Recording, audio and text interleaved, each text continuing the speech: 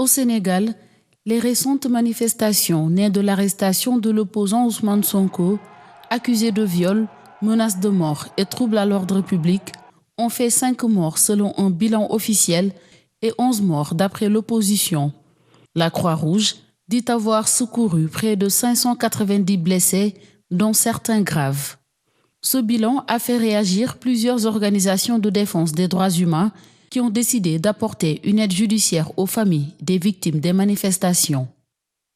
Nous avons déjà mobilisé au moins une dizaine d'avocats pour évidemment assister ces familles, parce que ce ne sont pas toutes les familles qui peuvent se payer les services d'un avocat, qui peuvent suivre un dossier sur le long terme, parce qu'on est quand même dans un pays où le parquet, d'abord l'État, mais aussi le parquet protège les membres de forces de sécurité.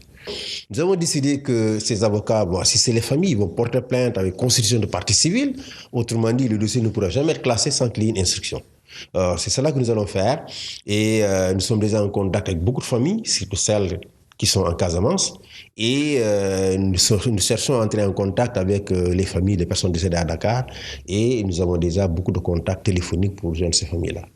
Pour que justice soit faite dans cette affaire, ces militants des droits humains ont déjà porté le dossier à la Cour pénale internationale.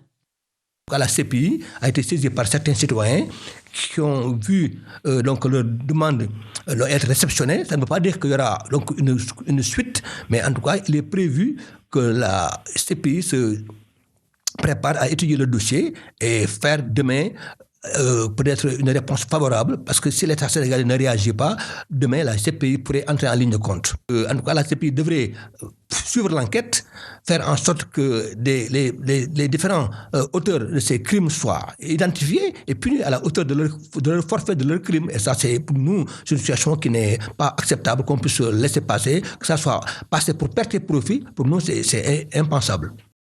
Afin d'honorer la mémoire des victimes, une journée de deuil national a été décrétée par le président de la République ce jeudi 11 mars.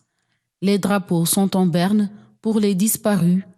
De son côté, le mouvement de contestation compte organiser une journée de prière à la mémoire des défunts vendredi 12 mars et une marche pacifique est prévue le samedi 13 mars pour la libération des détenus politiques.